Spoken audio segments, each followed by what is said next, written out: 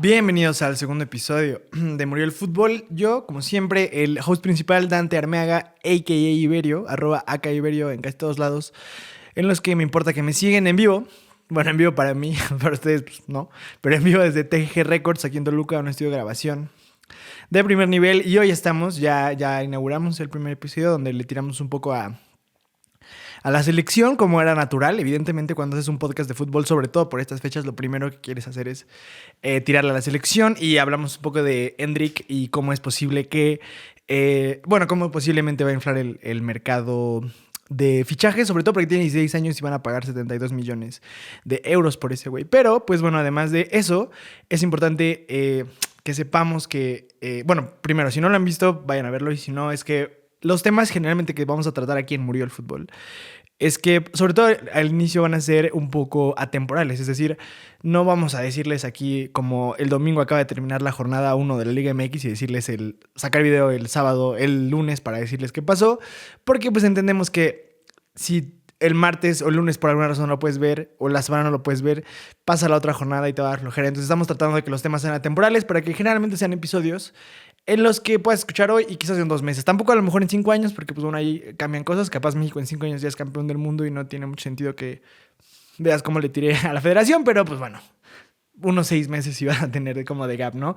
Entonces hoy vamos a hablar de otra cosa muy, muy importante en el tema de fútbol, ¿no? Generalmente nos centramos muchísimo en los futbolistas, nos centramos muchísimo en la historia de los equipos, nos centramos muchísimo en diferentes partes importantes del fútbol, en las aficiones, ¿no? Que todas ellas son recursos interesantes, importantes en el fútbol, pero también es momento de hablar de los directores técnicos, ¿no? Los directores técnicos que son muy generadores de opiniones y de emociones, ¿no? O sea, porque por muchas razones.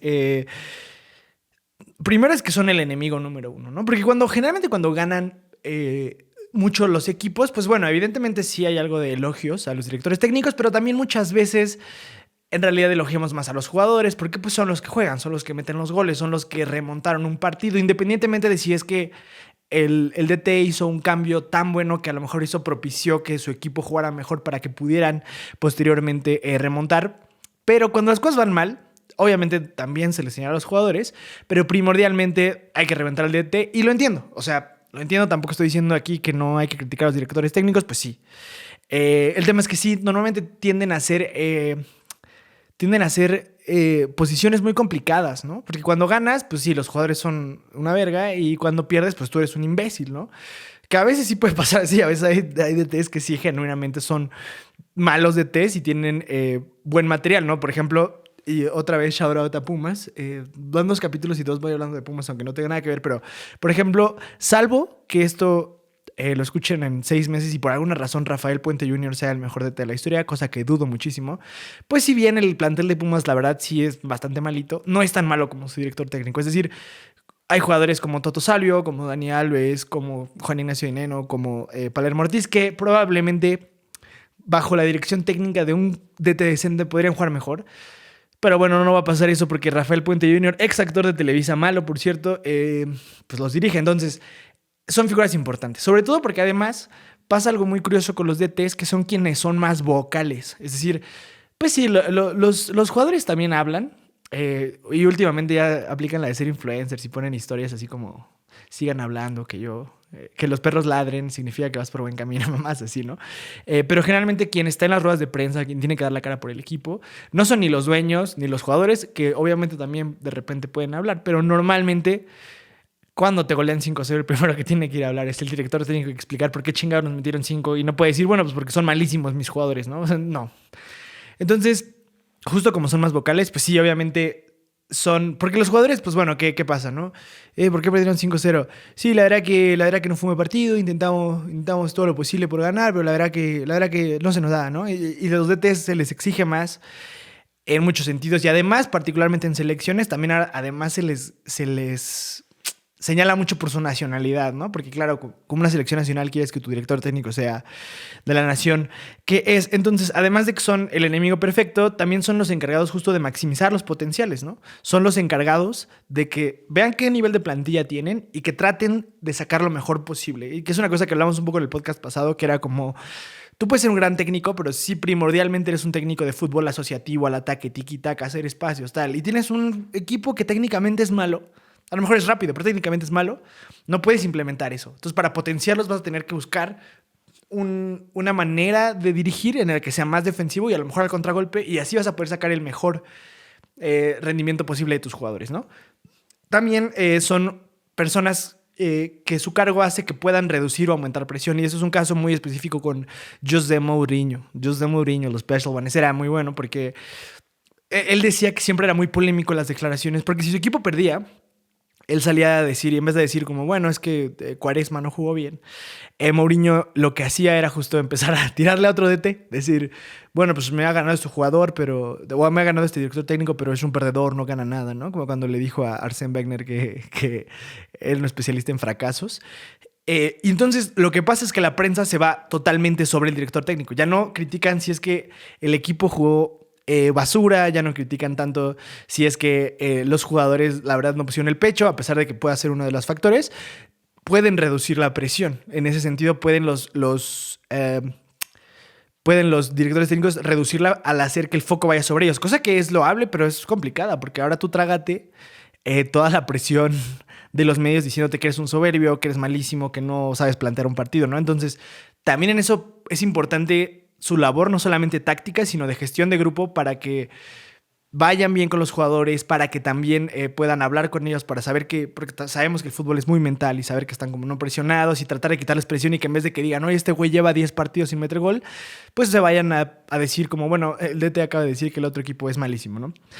Y sobre todo, porque son todólogos. Generalmente los directores técnicos no solamente se encargan de la parte táctica y deportiva, generalmente también son psicólogos, ¿no? Porque ¿por qué no está jugando bien este jugador? A ver, yo sé que ese jugador tiene cualidades técnicas, juega bien, yo lo he visto jugar, para bien el balón, en los entrenamientos la mete, y sin embargo en los partidos parece ser más malo que cualquier delantero de los Pumas de los últimos años, ¿no? Entonces tratan de ser psicólogos, no necesariamente buenos, ¿no? O sea, tampoco voy a decir que los métodos necesariamente son buenos. Quizás su versión de ayudar es solamente meterles un cague, o quién sabe. Hay otros que sí tratan de ver cómo están las cosas con la familia, qué está pasando en la cabeza del jugador para que no saquen el mayor potencial. Entonces también son psicólogos. En algunos casos, como el caso específico de Mario Carrillo, son chamanes. ¿Y por qué digo de Mario Carrillo? Y esto está divertido porque en algún podcast que hice alguna vez, Diego Barreto, el que está aquí, que por cierto, no los mencioné, aparte de mí, hoy está Diego Barreto y normalmente también Rodrigo Barreto aquí en el estudio. Alguna vez le contaba a Diego en un episodio en el que hablaba de brujería y cosas así en el fútbol, de un director técnico que se llamaba Mario Carrillo, y ese güey tenía como una asesora espiritual, que era, ¿cómo se llamaba? La mamá Toña, una cosa así, era como una bruja. Y entonces muchas veces él ponía las alineaciones basado en como que ella le decía de que no, este güey trae mala vibra, padrino, no lo metas, ¿no? Entonces también a veces son chamanes. También Raymond Domenech, que también lo hablamos en ese episodio. Raymond Domenech era un güey que decía, ese cabrón es Sagitario, a la mierda de mi equipo, ¿no? O sea, ese güey no puede estar en mi equipo. O sea, ya también son banda de los cristales y los cuarzos. También a veces son porristas. Hay técnicos que en realidad, y estoy hablando específicamente de Miguel Herrera, hay técnicos que no tienen las cualidades tácticas, no se han procurado en profesionalizarse, en estudiar diferentes esquemas de juego, en estudiar diferentes maneras de entrenar. No, o sea, son de que, venga, cabrones, hay que tener huevos, carajo, nosotros podemos y hay que ganarles, ¿no? Y es como chido, pero eres un porrista, ¿no? O sea, normalmente hay que hacer eso acompañado de una táctica, y Miguel Herrera no lo hace. Normalmente, venga, cabrones, si podemos, puta madre, güey, y luego cuando va perdiendo solo mete todos los delanteros posibles, ¿no? O sea, tengo 4 delanteros, los voy a meter. ¿Funciona? No sé, pero pues ellos deben meter goles, ¿no? Y muchas veces, como en casos muy específicos, también pueden ser ajedrecistas del juego.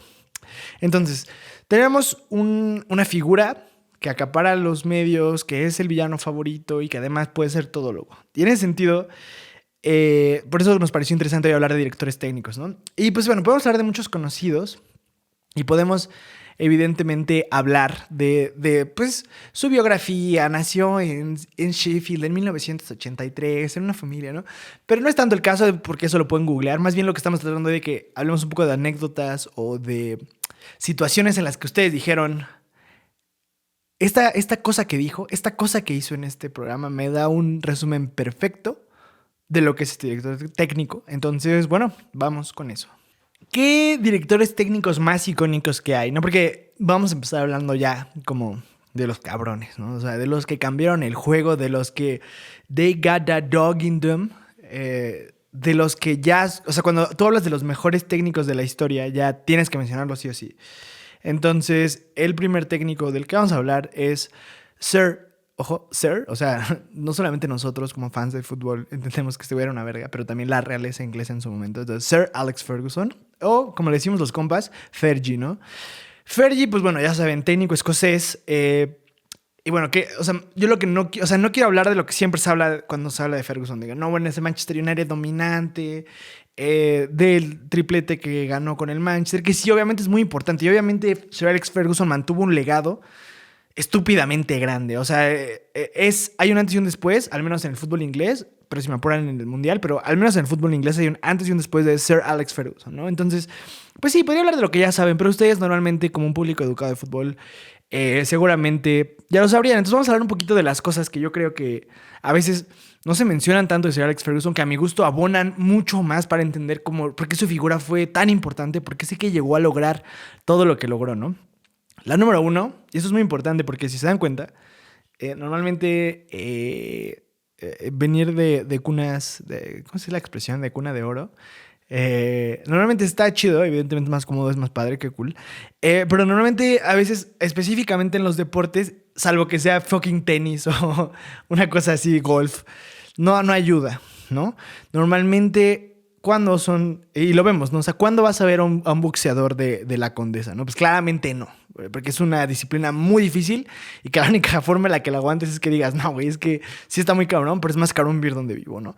Entonces, Sir Alex Ferguson es un vato barrio, obviamente para estándares europeos y escoceses, o sea, no les voy a decir tampoco que nació en un barrio pesadísimo en Latinoamérica, pero es un vato barrio para Europa, ¿no? Un vato muy trabajador desde el inicio de su vida, con su padre antes de ser el jugador profesional y antes de que pudiera debutar, su papá le dijo, mira cabrón, antes de que tú quieras jugarle aquí al futbolero, que quién sabe cómo te vaya, también su papá se haber tragado sus palabras, pero que a ver quién sabe cómo te vaya, vas a tener que chambear, ¿no? Y vas a chambear armando barcos, porque en la ciudad donde él era en Escocia, pues era lo que se trabajaba, ¿no? Tampoco, quizás él quiso haber sido, o sea, quizás él quería ser TikToker o algo así, pero bueno, no había esas posibilidades en ese momento, ¿no? Entonces, era un vato trabajador desde muy morro. También era un vato verguero, o sea, y un vato que entendía las dificultades sociales de la época y de su contexto y de su sociedad. Entonces también fue una persona que estuvo en protestas de sindicatos laboristas. O sea, él dijo como, oye, güey, ¿no? Los patrones se andan mamando, necesitamos más derechos, tal. Y creo que ese tipo de cosas hacen que Sir Alex Ferguson, desde antes de empezar su carrera en el fútbol, no solo como futbolista y después como DT, pero antes de empezar, él ya reconocía como la importancia de conocer y de valorar los esfuerzos que hace la gente, ¿no? Como entender que el trabajo, y no, o sea, y sin afán de sonar como como, ¿cuál es esta palabra que usan los wokes ahora, Diego? Del echaleganismo, ¿no? O sea, no por irnos por eso, pero pues sí entender que pues sí, la verdad, trabajar y laburar tiene un valor en el que hace que las cosas salgan bien y que es una cosa que debe reconocerse, ¿no? Que no te den las cosas solamente porque te las puedan dar, sino que puedas trabajar, ¿no? Entonces, eso es una cosa importante que creo que se menciona poco. Se menciona poco que Sir Alex Ferguson, la verdad, fue una persona trabajadora, clase obrera desde el inicio. Y además que sí, obviamente, ha sido de los mejores directores técnicos de la historia. A mí me gustó el mejor, y fúnenme, pero también fue un gran jugador. O sea, Sir Alex Ferguson, a diferencia de otros, ¿no? Como por ejemplo, no sé, José Mourinho, que es otro gran DT, pero que la verdad nunca pudo pegarle bien un balón, ¿no? Sir Alex Ferguson fue un gran jugador. O sea, no solamente fue como, bueno, un jugador de primera división o decente como Jürgen Klopp. No. Sir Alex Ferguson era buen jugador. O sea, fue seleccionado nacional escocés, tuvo bastantes goles en diferentes equipos. Fue el primer jugador en la historia en marcar un hat-trick en Ibrox, ¿no? Que es el estadio donde juega el Rangers FC, ¿no? O sea, entender esto es que también es importante porque si bien yo entiendo que no necesariamente ser buen jugador equivale a ser buen director técnico, también es importante que llevamos dos cosas. Una, entendía lo importante de la labor, del trabajo, del esfuerzo y además él lo había implementado en jugar al fútbol. Entonces, además de entender esto de la labor y entender el fútbol, pues obviamente en teórico, también en lo práctico lo hizo muy bien. También eso creo que es importante porque, sobre todo para manejo de vestuario, entender cómo es que funcionan los futbolistas es importante para después tú poder controlarlos, ¿no? Porque luego Pues si no entiendes cómo son los futbolistas, luego por eso tienes más roces con ellos, porque hay un tema de egos y decir, no, yo aquí soy el DT y tú qué, ¿no? Y Sir Alex Ferguson entendía cómo era ser futbolista, ¿no? Entonces, eso es importante. Después, su legado, evidentemente en el Manchester United es imborrable, pero también una cosa de la que se habla poco es que hay un legado muy importante de Sir Alex Ferguson antes de llegar a Manchester United, ¿no? O sea, previo al Manchester United ganó 3 ligas con el Aberdeen y dirán, bueno, ¿y eso qué, no? La liga escocesa. Ojo, las 3 ligas con el Aberdeen antes de que se fuera a finales de los 70s, desde que se fue Sir Alex Ferguson, finales de los 70s, no me acuerdo, pero por ahí el 78, pero finales de los 70s, desde que se fue ese cabrón, o sea, estamos hablando de 50 años más o menos, no ha habido otro equipo que ganara la maldita liga escocesa que no fuera el Celtic y el Rangers. O sea, en los últimos 50 años solamente han ganado la liga Celtic o Rangers. Solamente esos equipos. Y el único que en ese entonces rompió esa como bipolio fue el Aberdeen Sir Alex Ferguson. Ganó 3 ligas. Ajá. Y si se van para atrás, no recuerdo bien, pero seguramente lo ganó algún otro equipo de por allá, el Motherwell o algo así. Pero de todas formas, el monopolio era asquerosamente estúpido. Y Sir Alex Ferguson no solo lo rompió, sino ganó 3 ligas con el Aberdeen, que aparte, ojo, el Aberdeen tiene 4 ligas en su historia. O sea, en los ciento y tantos años de existencia, el Aberdeen tiene 4 ligas y 3 las ganó en un periodo corto de tiempo, entre los 70s y los 80s con Sir Alex Ferguson, ¿no? Entre los 70s. Eso es importantísimo. Eso es, o sea, si dimensionan, o sea, imagínense que el América y las Chivas llevaran ganadas las últimas 50 pinches ligas y el único equipo que le puso cara en los 70s fue el Cruz Azul, pues de ese nivel, o sea, eso es algo muy difícil. También ganó 4 copas y ganó una copa de la liga. Y otra cosa muy importante es que Sir Alex Ferguson ganó y este es el nombre más repetitivo o redundante que he escuchado muchas veces, pero bueno, así pasa. Ganó el European Cup Winners' Cup, que es como el campeones de Copa de Europa, o sea, la Copa de Campeones de Copa de Europa. Entonces, si tú ganabas la Copa de Escocia y tú ganabas la Copa de Italia y de España, pues todos iban a jugar un torneo y pues el ganador era como el ganador de los ganadores de Copa, ¿no? Ganó una, pero eso es muy importante porque en instancias previas le ganó al Bayern Múnich, que siempre ha sido un gran equipo, pero la final aparte se la ganó al Real Madrid. O sea, el Real Madrid, que no solamente es buena ahora, fue el club del siglo y lleva siendo uno de los mejores clubes en la historia, o es el mejor club de la historia, y en esas épocas también era un buen equipo. Entonces, de nuevo, dimensionemos el que un equipo escocés que ni siquiera era de los más buenos de Escocia, que hasta el más bueno de Escocia seguramente pronosticaríamos que pierde 10-0 con el Madrid. Con Sir Alex Ferguson le ganaron una Copa Europea, ¿no? Que además es como el caché del Madrid. Y también le ganaron una Supercopa Europea al Hamburgo. ¿Cómo era la Supercopa Europea? El campeón de la Copa Europea de Copas, o de esta que ganó la European Cup Super Cup, se enfrentaba al como campeón de Europa, que era como los campeones de liga que jugaban, así como un poco la Champions, y había una Supercopa entre ellos dos, y esa también se la ganó al Hamburgo. Entonces, dos títulos europeos que se dice poco, pero hay equipos como el Tottenham que no tienen uno, hay equipos como el Arsenal que no tienen uno, entonces el Aberdeen tiene 2, gracias a Alex Ferguson, tienen 3 ligas muy difíciles de conseguir, o sea, 75% de sus ligas son básicamente Sir Alex Ferguson, tienen estas copas europeas, tienen copas caseras, entonces básicamente lo poco que puede mostrar el Aberdeen es gracias a Sir Alex Ferguson. Entonces, esto creo que es importante que hay que mencionarlo, porque más allá de sí, lo cabrón que fue en el Manchester United, hay que entender es que no llegó al Manchester United de casualidad, ¿no? Y entonces, entendiendo su background, su contexto previo de trabajador, de ser buen jugador y de además sacar equipos casi amateurs a ganarle al Real Madrid, eso nos hace entender y empieza a hacer lógica. ¿Por qué le dieron tanto tiempo para trabajar en Manchester United? Veían algo, había algo en él, ¿no? Que probablemente podía ser que si hizo que el maldito Aberdeen ganara la Liga y la Copa del Real Madrid, probablemente el Manchester United, que en ese entonces venía medio mal, pero no tan mal como el Aberdeen, probablemente podía generar algo bueno, ¿no? Entonces hay que dimensionar eso. Y ya, pues sí, el tiempo les dio la razón. Cuando tú contratas a una persona que trabaja, que entiende el contexto futbolístico y que además ha probado que bajo presión y contra los equipos puede romperla, pues evidentemente era importante darle tiempo porque su inicio en el Manchester United fue difícil y fue importante que la directiva le diera tiempo, ¿no? Entonces, Sir Alex Ferguson, ya les hablamos de lo serio y en el primer capítulo les hablamos de que nosotros nos parecía importante que sí habláramos seriamente de fútbol, porque es importante hablar seriamente de fútbol. Bueno, no sé si es importante, pero a nosotros nos importa. Pero también cotorrear, ¿no? Entonces, ya les dije las razones futbolísticas, incluso contextos sociales de por qué Sir Alex Ferguson tenía ese dog in him. Pero también, ojo. Sir Alex Ferguson pudo haber sido el abuelo de Trent Alexander-Arnold. O sea, esto ya es ventaneando de fútbol, pero no sé si sepan que Trent Alexander-Arnold, el gran lateral derecho de Liverpool, pues tiene una abuelita y Sir Alex Ferguson más o menos tiene su edad.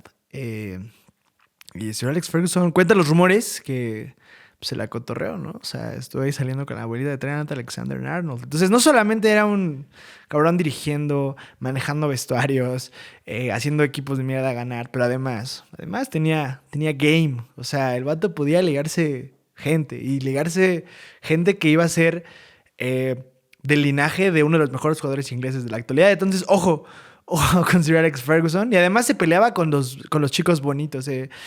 La generación del 92. Y es una anécdota que una vez cuenta Diego Forlán. Sir Alex Ferguson se estaba peleando con David Beckham, que como ustedes saben, no solamente fue un gran futbolista, pero además era el chico guapo del mundo, ¿no? Se fue a Hollywood, se fue a Los Ángeles. Victoria Beckham le ayudó como a vestirse bien, a ser fachero. Pues alguna vez se peleó con Beckham porque en un gol que le hacen en una FA Cup, creo que contra el Arsenal, la marca no la sigue David Beckham y entonces le meten el gol por ahí y Ferguson dice pues que es su culpa, ¿no? Que pues, no baja. Y entonces además dice, pues sí, seguramente porque se siente que ya es bien guapo y cabrón y ya no va a hacer nada. Entonces le empieza a cagar en el vestuario y pues Beckham ya en ese entonces se sentía un gran jugador y pues se sintió con los huevos de decirle a Ferguson, ¿y tú qué? No sé qué. Se encabrona a Ferguson y cuenta Diego Forlán que aventó un taco, o sea, un tacho de fútbol, lo aventó o no sé qué pasó ahí, como que y le pegó a Beckham. No solo le pegó, pero le pegó en la cara, ¿no? Y de hecho Diego Forlán dice, de todos a los que les puedes pegar en la cara, le pegas a este güey en la cara, ¿no? Como al pinche modelo, al top model de aquí, güey. ¿Cómo le vas a pegar en la cara a Beckham? O sea, pégale a uno feo, güey. ¿Cómo a Beckham, güey? Y que sí sangreó y ya, bueno, eso hizo que todavía se fuera como...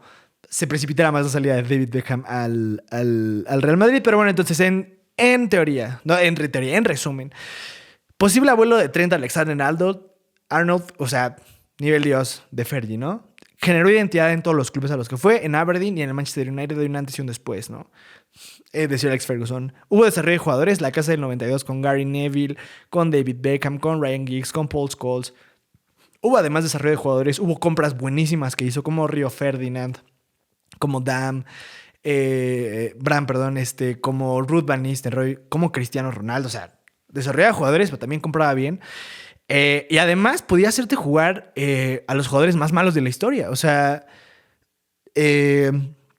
la verdad, a ver si no me hice manchista por eso, pero a mi gusto, Chicharito Hernández nunca fue un jugador particularmente técnicamente bueno. O sea, lo que logró Javier Hernández, mis respetos, porque con esa calidad técnica no le daba ni para jugar en el Betis. Y sin embargo, por su compromiso y porque Sir Alex Ferguson sabía cómo, cuándo ponerlo y contra quién y cómo acomodarlo, y reconocer como lo que sí tenía Chicharito, que era como buena colocación en el campo, hizo que Chicharito jugara bien, que ganara una fucking Premier League. O sea, ¿cuándo vamos a lograr que otro mexicano gane la Premier League, no? Entonces, eso tenía desarrollo de jugadores. O sea, él maximizaba sus planteles al máximo. O sea, este güey ganó ligas Premier. O sea, tú ves ahora a Guardiola ganando la Premier con Kevin De Bruyne, con Joao Cancelo, con Haaland, que pronto la va a ganar. O sea, con jugadorazos. Este güey la ganó con Anderson. O sea, malísimo. Ese güey se murió otra vez en Brasil. Bueno, no se murió literalmente, futbolísticamente. Ese fue a Brasil con Nani, que jugaba cuando quería, con Chicharito, con... ¿cómo se llama este güey? Con Alex Bodner, que exacto, ni tú te acordabas de Alex Bodner. Con Federico Maqueda, que metió 3 goles buenos y ya. Con los hermanos da Silva, que pues, en su mejor contexto solo no eran malísimos. Entonces, además, potenciaba, o sea, un equipo asqueroso lo potenciaba como muy cabrón para ganar la Premier, ¿no? Y alguna vez... Y pues bueno, y al final Alex Ferguson cambió mucho las ideas, ¿no? de cómo se jugaba, no solamente por cómo imprimía en sus clubes, pero además porque él es uno de los precursores de que entendía que el fútbol ya no solo era en la cancha, sino fuera, ¿no? Se dice que cuando estaba en el Aberdeen, él buscaba que su esposa hiciera las comidas de de los jugadores porque consideraba que la comida que les daban en el Aberdeen pues, no era buena y que si no comían bien no había buen rendimiento. Y obviamente en ese entonces quizás pudo parecer muy mamón, pero es que ahora vemos cómo los clubes entienden que la alimentación correcta de los jugadores es algo fundamental. Entonces también cambia los panoramas, cambia las ideas.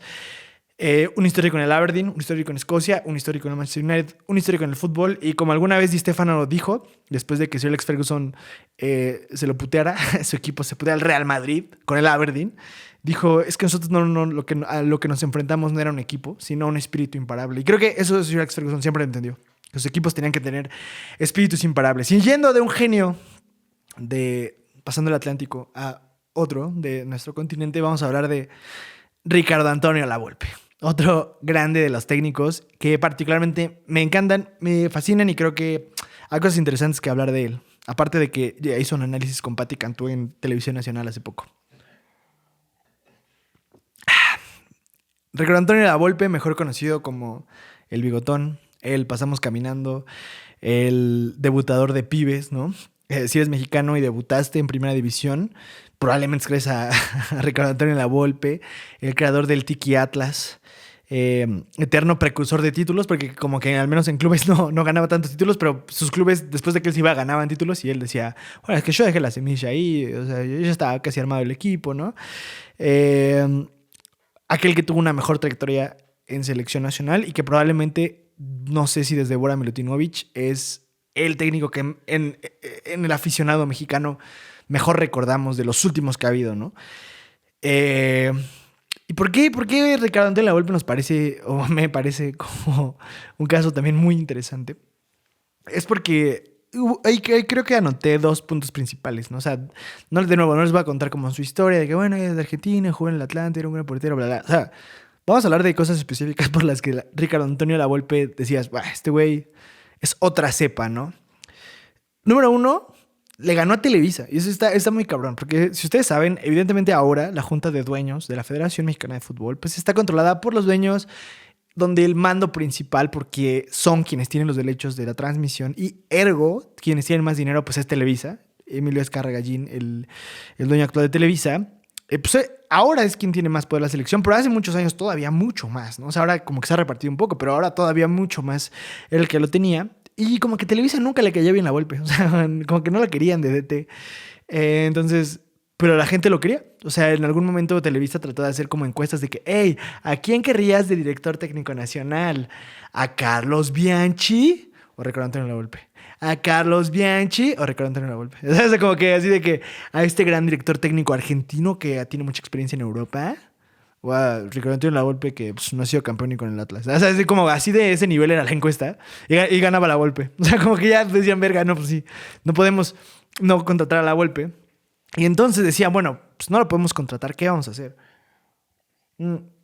Ya sé, vamos a hacer que pierda, ¿no? ¿Cómo hacemos que pierda? Porque estamos en CONCACAF, o sea, para hacer que México pierda en CONCACAF es difícil. O sea, ¿cómo hacer que pierda contra Suriname, Trinidad y Tobago y Martinica? Complicado, ¿no? Entonces dijeron, bueno, hay una Copa Oro, que es la Copa de la CONCACAF, donde pues México va a jugar contra Canadá, Estados Unidos, Trinidad y Tobago, Guatemala, Honduras, Antigua y Barbuda, Martinica, ¿no? O sea, no había manera de perder. Entonces vamos a invitar a alguien. ¿A quién invitamos? A Brasil.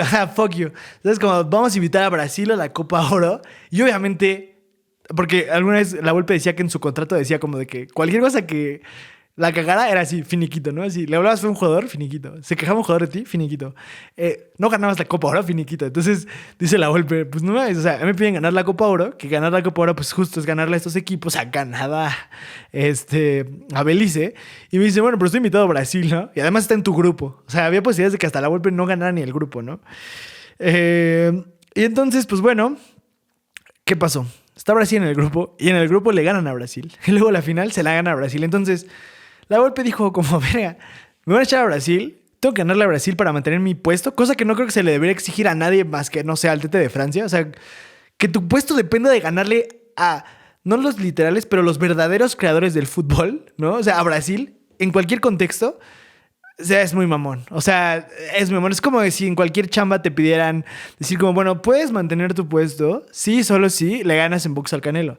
Es como, güey, mejor dime que me quieres correr, ¿no?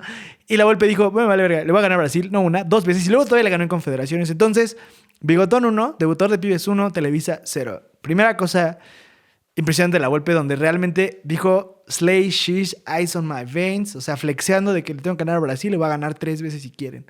Entonces, primera cosa de la Volpe. Entonces, no solamente le ganó a Televisa, pero mucho más complicado, le ganó a Brasil fucking 3 veces. Pero además es probablemente porque nosotros... pues bueno, y sobre todo quizás lo vieron post este mundial, pero bueno, los argentinos y los mexicanos no nos caemos necesariamente bien. No hablo por mí, yo particularmente que me caen muy bien los argentinos, pero bueno, entiendo que el imaginario colectivo como que somos enemigos a muerte, aunque no entiendo por qué, ¿no? Pero es un tema que voy a ver después, ¿no? Porque no entiendo por qué nos caen tan mal los argentinos, pues supongo por soberbios, pero bueno, aún así... pero bueno, justo entendiendo que el mexicano promedio no trata tan bien a los argentinos y viceversa, normalmente tú apostarías dirías, no, cualquier mexicano lo preferiría a algún argentino. Uno pensaría eso. Dejen contesto esto. Sí. Ya. Entonces, la Volpe logró que esta inercia fuera al revés. Y eso me parece muy complicado porque... Él tuvo un beef, ¿no? O sea, como al estilo de rapero, al estilo de Bad Boy Records contra Tupac. Este güey dijo, voy a bifearme con Hugo Sánchez. O sea, el mejor jugador que ha parido este país, me voy a bifear con él. Y desde que eran jugadores, o sea... La Volpe, lo que sí es que era muy hocicón y cuando era portero, pues alguna vez Hugo Sánchez, que como ustedes saben, era muy, muy, muy bueno en hacer como tiros acrobáticos, específicamente chilenas, tijeritas. Pues un día le metió un golazo con Pumas a la Volpe en el Atlante. Y pues bueno, la Volpe, pues un vato de gol atrás dijo, no, ese güey nunca más... Aparte la puso difícil, porque pudo decir, nunca más me mete un gol, pero sabía que eso era difícil porque era un gran delantero Hugo Sánchez. No, dijo, nunca más me mete un gol de chilena, ¿no? Como para subir la dificultad, ¿no? Casi pone como, nunca más me mete un gol de chilena jugando con los ojos cerrados, ¿no? Digo, no. Y corte A, Hugo Sánchez le mete otro gol de chilena. O sea, Hugo Sánchez se lo trajo de hijo, ¿no? Y aparte Hugo Sánchez pues, fue la gran figura de Pumas. Se fue al Atlético de Madrid, luego se fue al Real Madrid, la super turbo rompió.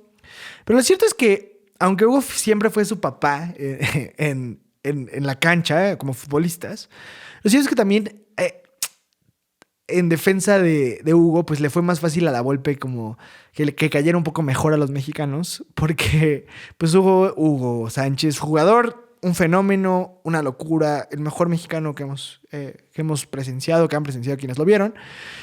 Pero Hugo Sánchez, persona, pues no diría que es mala persona, solo diría que es castrosísimo. O sea, si ustedes lo han visto en Fútbol Picante, lo han visto en cualquier... Ese güey no hay forma en la que no estés hablando de algo que de repente tengan que hablar de él. O sea, tú dices, oh, bueno, sí, José Ramón, está viendo que el Necaxa metió un buen gol. ¿Tú qué piensas, Hugo Sánchez? Y jornada 3, Necaxa San Luis de 2022. Hubo un buen gol del Necaxa. ¿Tú qué piensas, Hugo? No, bueno, yo lo que pienso es que fue un buen gol, pero para buenos goles, los que hacía yo en el Real Madrid, esos sí eran goles, ¿no?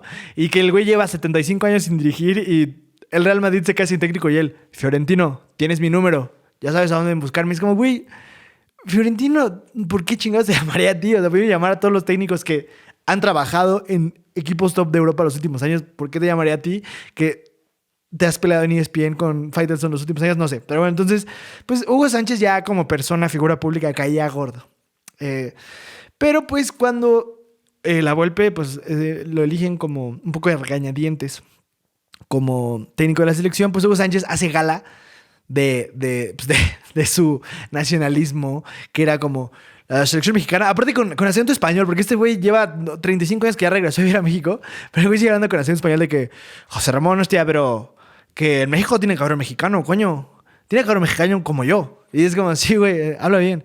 Y el güey, no, coño, joder, que yo soy más mexicano que Anoeta, ¿no? Y entonces él decía, no, la selección debe tener un DT mexicano, y la Volpe, no. Y pues un poco caía gordo, pero pues seguramente había gente a la que pues le podía ganar. Pero lo que pasó es que aunque Hugo Sánchez era el papá de la Volpe cuando jugaban, lo cierto es que no lo era al momento de dirigir. Entonces, como en esta riña que había alguna vez, ¿se acuerdan que jugaba el Toluca de la Volpe contra los Pumas, a los que le voy, pero los Pumas de Hugo Sánchez en CU? Y pues bueno, ese era un partido catalizador importante para decir, bueno, a ver, ¿quién es el DT bueno, no? Ganó el Toluca 4-0. Entonces, pues bueno, o sea, por mucho que hablara Hugo Sánchez, como que era claro que Ricardo Antonio Lavolpe era mucho mejor director técnico. Y además, si a eso le sumamos las victorias en Confederaciones, las victorias en Copa Oro contra Brasil, que pasamos el hexagonal caminando, pues obviamente la gente, a pesar de que era argentino, Lavolpe, aunque él dice que no, él dice como que, como yo me formé en México. Y sí, la verdad es que Lavolpe lleva ya décadas viviendo aquí. Pero bueno, él rompió esa inercia. Si hay algún argentino por el que aplaudiríamos más que por un mexicano, sería justo Lavolpe por Hugo Sánchez o quizás ahora algunos Messi por el Canelo, ¿no? Y además, otra cosa muy interesante del Canelo era que... Del Canelo. De Ricardo Antonio Lavolpe. Del Canelo hay otras cosas interesantes, pero este no es de box. Pero de Antonio Lavolpe es que era un hombre de familia. ¿Por qué fue criticado? Pues porque el güey... en vez de llamar a Cuauhtémoc Blanco, que era en ese entonces el mejor jugador del fútbol, dijo, voy a llamar al Chiquis García. Y tú dices, ¿fue una decisión táctica? Él dice que sí, pero bueno, yo creo que no. Pero lo cierto es que el Chiquis García era su yerno. Y él dijo, hey, antepongo no llamar al mejor jugador mexicano posible, pero ¿sabes qué? Voy a irme a Alemania con mi familia, con mi yerno. Voy a llevar a Chiquis García, que además no jugó. Pero pues, a la verga. Entonces, además de todas estas cosas, además de que le ganó a Televisa, que ganó la única pelea de la que un mexicano apostaría por un argentino versus un mexicano, la ganó. Además ganó, ¿sabes qué? En la familia Toretto. Estaría muy orgulloso de Lavolpe porque mandar a chingar al mejor jugador mexicano de ese momento de lejos y uno de los mejores de la historia, sobre todo en selección, por llevar a su yerno. Y ya, así son los directores técnicos. Así pasa con ellos y nos parecen figuras muy entretenidas. Podríamos seguir hablando horas y horas de Ferguson, de Lavolpe, de José Mourinho, que era tan cabrón que llegó al punto de que Guardiola, que es el güey más templado y centrado del mundo, un día se encabronara porque José Mourinho no sé qué dijo, creo que dijo algo así como de que no sé si el Barcelona es porque tiene patrocinio de UNICEF o por qué, pero pues ellos siempre les regalan cosas. Y entonces Guardiola dijo, sí, José Mourinho es el puto amo, él es el mejor de todos. O sea, ya para hacer emputar a Guardiola es como hacer emputar al Dalai Lama. O sea, es como que el Dalai Lama te dijera, ¿sabes qué, güey? Vete a la verga. Tienes hasta la madre y eso es difícil. Entonces podríamos estar horas y horas hablando de directores técnicos, de sus anécdotas, porque hay muchísimas, ¿no? Hay alguna de Julio César Uribe que les recomiendo que vean. Busquen Julio César Uribe versus Chará. No se las cuento, véanla ustedes. Es épico. O sea, es épico como... Bueno, sí les voy a contar un poquito. Pero como Julio César Uribe sale muy enojado porque al parecer alguno de los jugadores, específicamente Chará... del Sporting Cristal o algo así, jugó súper mal y perdieron el partido. Y entonces van los medios y le preguntan, ¿está caliente usted con un jugador? Y él dice, bueno, sí, hay una pequeña molestia con los jugadores, no lo puedo negar, pero yo nunca hablaré mal de mis jugadores en público, jamás, ¿no? Y te dices, vale, qué huevos, qué chido, o sea, entiende que no hay que putear a los jugadores afuera. Bueno, corte A, el güey se va como una partecita que creía que estaba escondida, lo siguen grabando todos los medios, incluyendo audio y video. Y se escucha como le dice a Chará, eres un cagón, yo te he traído, imbécil. O sea, los técnicos son figuras impresionantes. Entonces, gradualmente vamos a hacer capítulos ya más a fondo con anécdotas, historias, hazañas de técnicos específicos. Cuéntenos cuáles les gustaría saber. Yo particularmente me comprometo a hacer un capítulo de Lojitos Mesa y otro de Menotti. Pero ustedes díganos cuáles les gustaría saber, uno de Mourinho, uno de otras personas, y lo vamos a investigar, lo vamos a hacer. Pero ustedes, ¿qué piensan de los DTs? ¿Qué opinión les merece? Y sobre todo, gracias por ver esta segunda edición de Murió el Fútbol desde TGG Records. Yo soy Dante Armeaga, mejor conocido como @AKAIberio en Twitter y en Instagram, y en TikTok también, creo que no, pero no importa, en esas dos ahí. Nos vemos en la siguiente edición de Murió el Fútbol. Hasta luego. Deberías poner como un silbido final. ¡Puf! ¡Pita la profe! Corte.